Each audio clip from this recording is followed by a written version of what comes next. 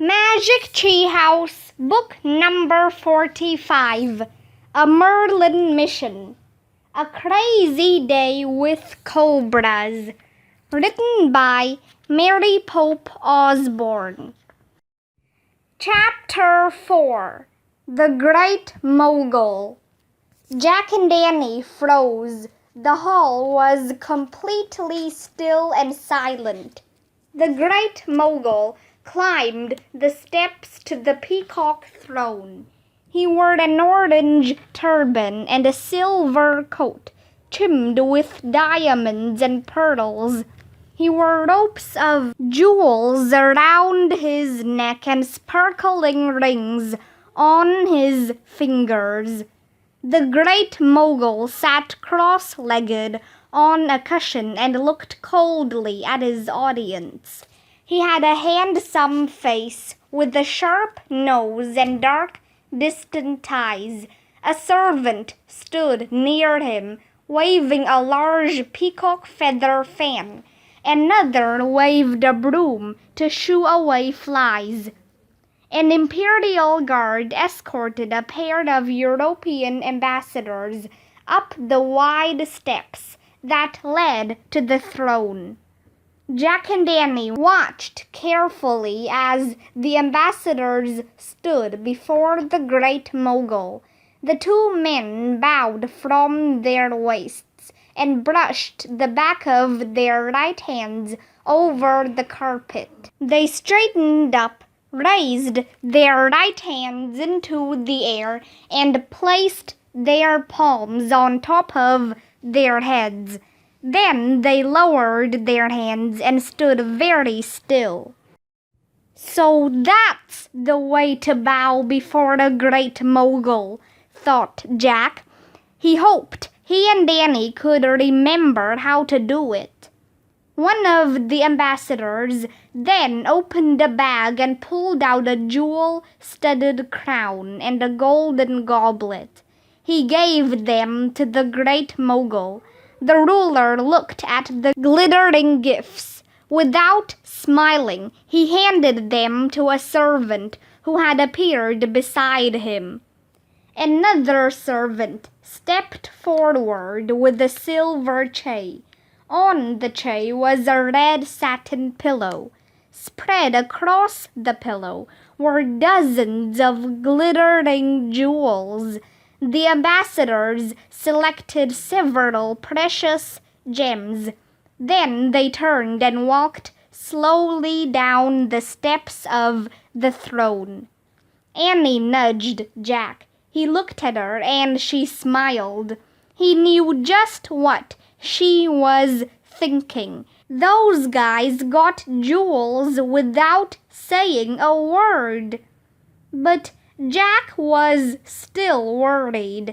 An emerald rose wasn't an ordinary jewel.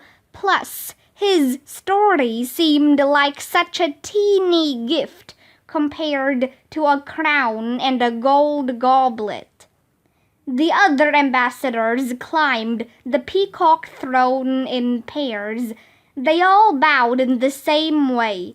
They all opened their bags and gave gifts to the Great Mogul. A carved wooden clock, a crystal necklace, a gleaming silver sword. As the ruler received each exquisite gift, he never changed his expression. Jack grew more and more anxious.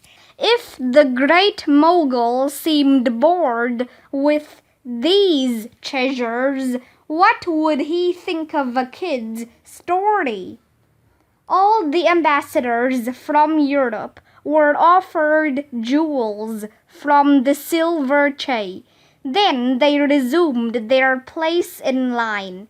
Finally, an imperial guard beckoned to Jack and Danny. It was their turn. Jack's legs felt wobbly as he walked with Annie up the steps of the throne. The Great Mogul looked at them with his distant, cold stare. Together, Jack and Danny bowed from their waists. They brushed the back of their right hands over the carpet. They stood up and raised their right hands into the air. They placed their palms on top of their heads.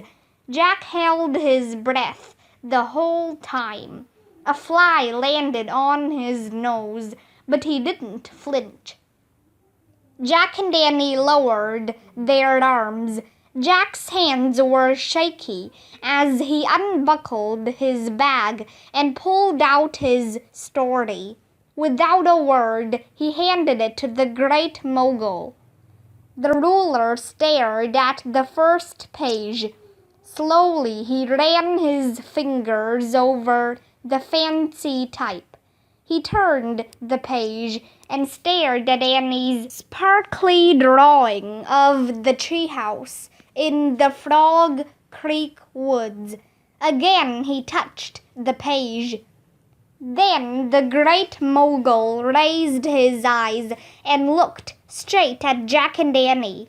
The next thing Jack knew, the servant was standing in front of them with a tray of jewels. In a panic, Jack stared at the pile of diamonds, pearls, and red, green, and yellow gems. The jewels were all cut in different shapes. Emerald rose, Jack thought wildly. He tried to focus, but the glittering gems swirled in front of his eyes. Flowers, fish, stars, birds, butterflies, pears, and apples, but no emerald rose. When Jack glanced up, he saw the Great Mogul watching him. Jack was ready to grab anything. Annie reached forward and carefully picked up a green stone. She solemnly showed it to Jack. It was a small emerald, shaped like a rose. Jack nodded, trying to appear calm. His heart was pounding. He glanced at the Great Mogul. The ruler was looking at them with interest. He seemed about to say something, but then a guard beckoned for Jack and Danny to leave the throne platform. Jack and Danny climbed down the steps and returned to their places behind the other ambassadors. Wow, wow, wow, Jack thought. We did it! The Great Mogul stood up from his cushion. Quickly and quietly, he walked down the steps of the peacock throne. No one moved as the all-powerful ruler slipped out of the hall. The whole audience seemed to breathe a sigh of relief. Everyone began talking and moving about. The guards stepped forward to escort the ambassadors through the door at the back of the hall. Come on, let's get out of here, Jack whispered to Annie. He pulled her away from the other ambassadors, and they joined the stream of court nobles heading toward the doors at the front of the hall. Mission accomplished, Annie exclaimed. She handed Jack the emerald rose. Jack stared at the delicately cut stone. It had 5 tiny rose petals that curled back at the edges. Great work, he said to Annie. He carefully put the jewel in his bag and buckled it. I was wrong, you were right. I won't rub it in, said Annie with a grin. That's okay, I deserve it, Jack said. I shouldn't have worried so much. Now we just have to get back to the treehouse. Keep your head down, move quickly. Jack and Danny wound their way through the crowd, heading for the front doors. Just as they were about to step into the sunlight, another guard blocked their way. Excuse us, said Jack. He tried to step around the guard who towered over them. But the guard put out his large hand. "I will escort you now to the palace," he said, "to the private balcony of the Great Mogul." Why?" Jack asked. "All the ambassadors are to view a parade in their honor," said the guard. "Parade?" said Annie. "I love parades." But we're kind of in a hurry. Do we have a choice?" Jack asked. "No," said the guard. "Oh," said Jack. "Okay." "This way," said the guard. Jack and Annie walked after him back through the empty hall. "Don't worry," Annie whispered to Jack. "What could possibly go wrong at a parade?" Chapter 5. Not Funny. The tall guard escorted Jack and Annie out the back door of the hall and into a walled courtyard. The other ambassadors were already entering the palace quarters on the far side. Jack was so frustrated he barely noticed the crimson and purple flowers, the bubbling fountains, and the dazzling water pools in the courtyard. All he wanted to do was get back to the treehouse. Their mission was done. He tried to think of an excuse to get away. "Annie," he whispered. By now Annie was walking ahead and chatting with the guard. "Where do the royal women and children live?" she asked.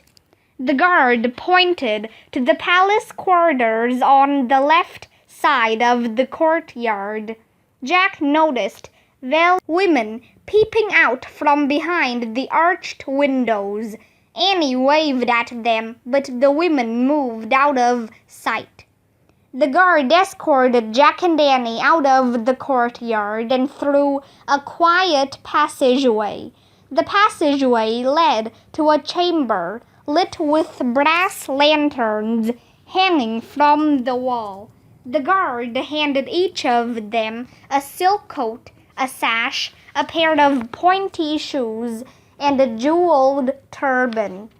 What's this?" asked Jack. "Gifts from the Great Mogul. You may change in here," the guard said. "Oh, thanks," said Jack.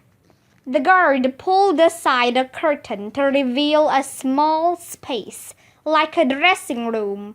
Jack and Annie stepped inside, and the guard pulled the curtain shut. Jack whirled around to Annie. "This is awful," he whispered. "We have to get out of here." "Calm down," said Annie. "We don't have a choice." She rubbed her hand over her purple silk coat. "I love these clothes." "Oh, brother," said Jack, sighing. But he took off his hot jacket and pulled on his orange coat and tied the sash. He definitely felt cooler in the soft silk coat, but the puffy pants made the coat balloon out around his waist. "I really hate this," he groaned. "Don't worry, we'll leave right after the parade," said Annie. She tucked her braids under her orange turban. "Do I still look like a boy?"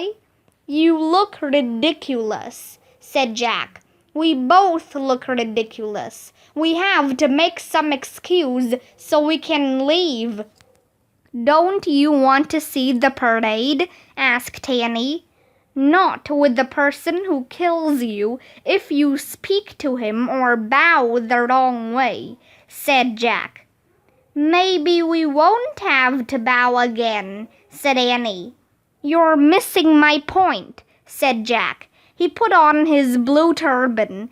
Then he took off his buckled shoes and pulled on the pointy slippers. Annie looked at him and laughed. "Not funny," said Jack. Well, don't forget, if we run into trouble, we can always drink the potion and make ourselves small, said Annie. And get squashed by the mogul's guards? No, thank you, said Jack. Annie laughed again. Not funny, said Jack. The Imperial Guard pushed open the curtain to the dressing room.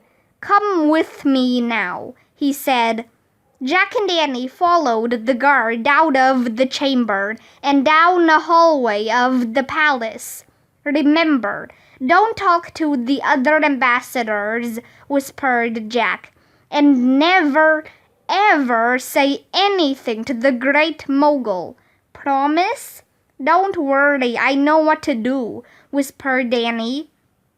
Jack and Annie followed the guard through another chamber and out to a wide, shaded balcony.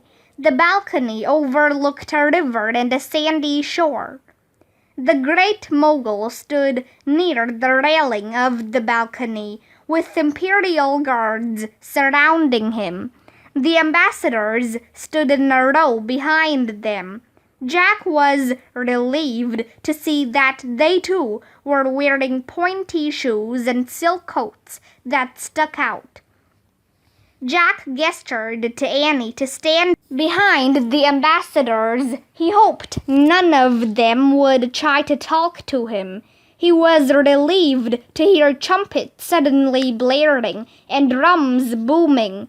All the men stepped forward to watch the parade. Musicians came first. Hundreds of them marched in formation down the flat, sandy shore between the palace and the river. Some blew long golden trumpets. Others beat drums tied around their bodies. Dozens of flag bearers followed the musicians, their red and yellow banners waving in the hot, dry wind. After them came row after row of tall, elegant horses with golden bridles. Some were dark gray, others were copper-colored, milk-white, or midnight black. 100 Arabian horses, an Imperial Guard announced to the ambassadors, the most beautiful animals in the world. Jack glanced at the Great Mogul. The ruler was coldly watching the parade. Next came carts pulled by white oxen. Riding on the carts were cheetahs with tan fur and black spots. They wore gold collars that glittered in the sunlight. 100 cheetahs, announced the guard, the fastest land animals in the world. Then came rows and rows of elephants kicking up a sea of dust. They looked like a fleet of gray ships. 100 elephants caught in the wild, said the guard, the largest land animals in the world. The elephants wore gold chains and silver bells around their necks. The tops of their heads were covered with fancy fringed cloth. On their backs were straw carriages with riders inside. Oh, wow, elephants, said Annie, her eyes shining. Shh, we can't talk, whispered Jack.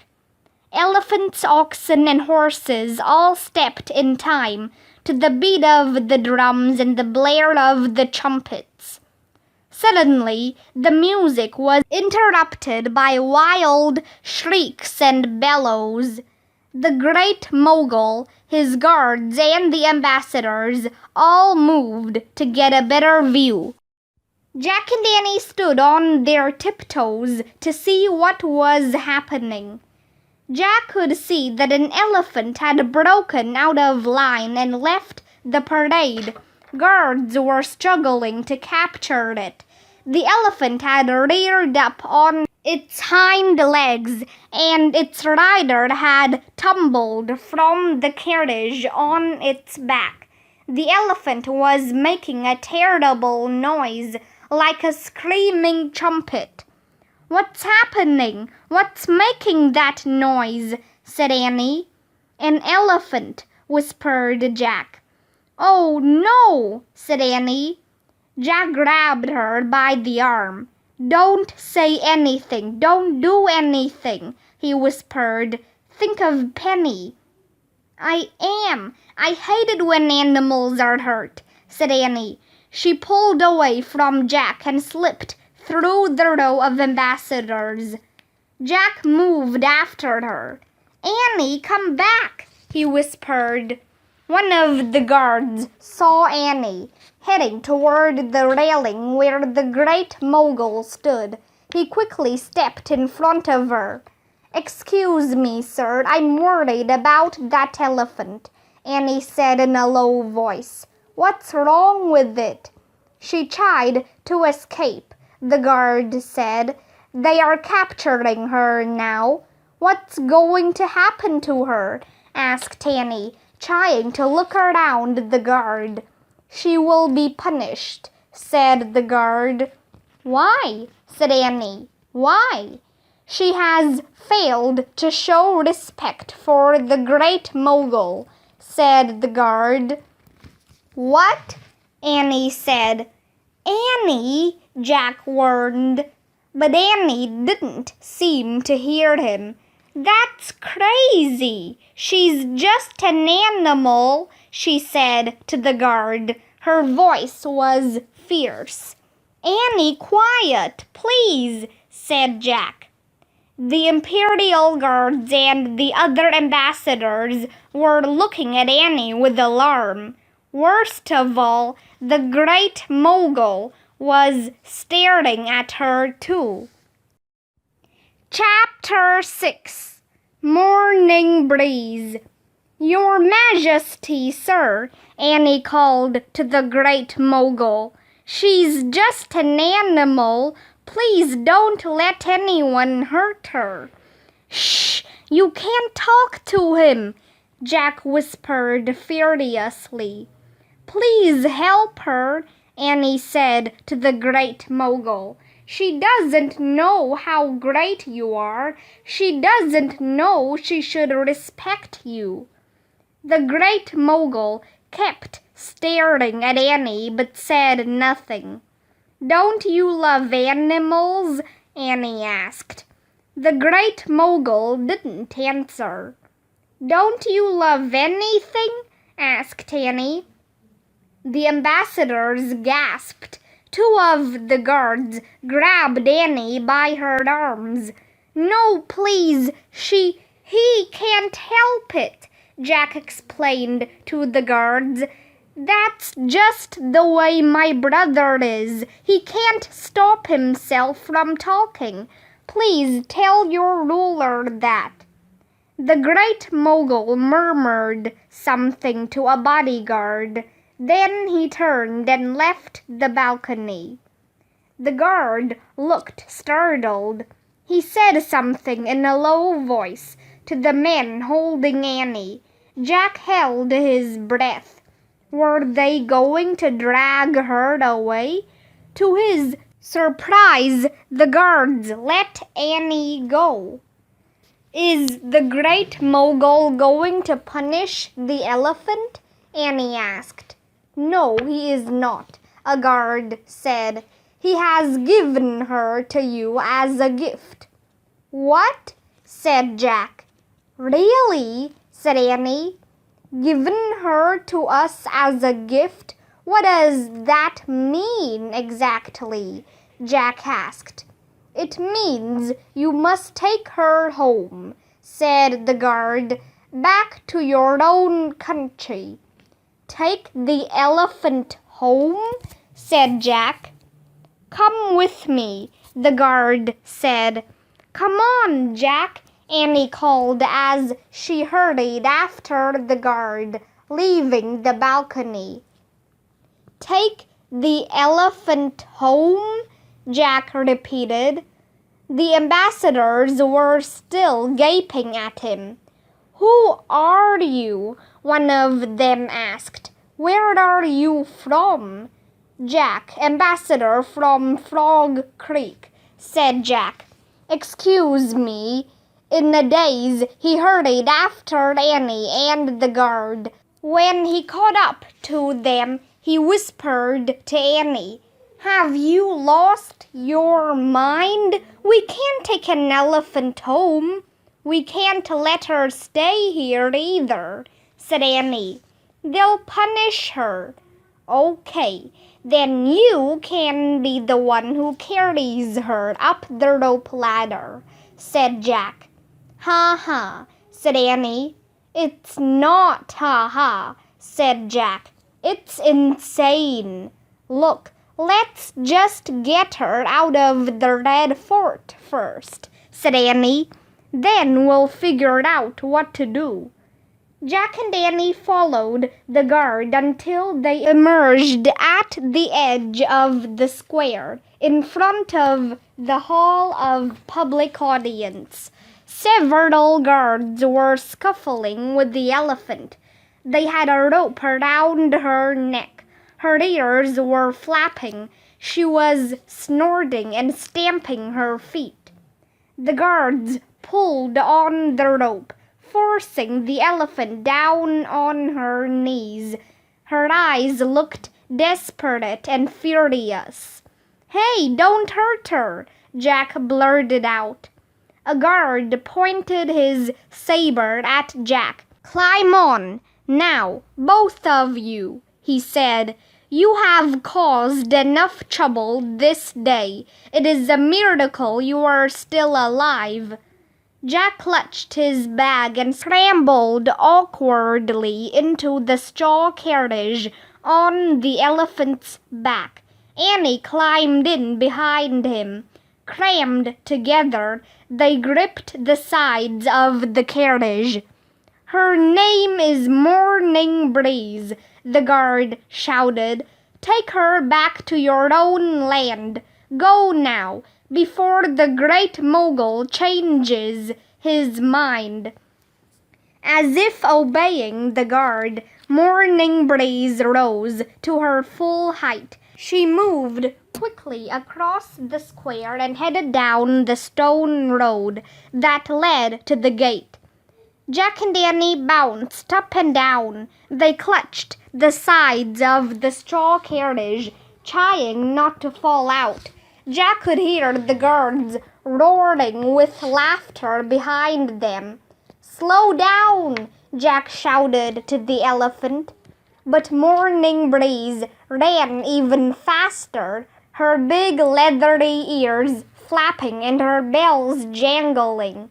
"She's more like a wind than a breeze," shouted Annie. "More like a tornado," Jack yelled. Morning Breeze thundered through the gate and over the wooden drawbridge. Jack and Annie held on to the sides of the carriage for dear life. After she'd crossed the moat, the elephant finally slowed to a walk. Morning Breeze held her trunk high. She seemed to be sniffing the hot wind. Her ears spread out as if she were listening for a distant sound. "We're near the tree house. It's right there in that row of trees," said Jack. "We have the emerald rose. If we can just make her stop, we can jump off and go home. We can get out of this heat and away from this place." I know," said Annie. "But stop, Morning Breeze," said Jack. "Let us off." "But what about her?" said Annie. "We can't just leave her here by herself." Jack looked at Morning Breeze's trunk, waving in the air. He heard what sounded like crying coming from the wild elephant. She seemed terribly lost and sad. Suddenly, Jack wanted desperately to help the elephant get back to the wild, wherever that was. "All right," he said. "Keep going. Go fast." His voice rose to a shout. "Hurry, Morning Breeze. Go!"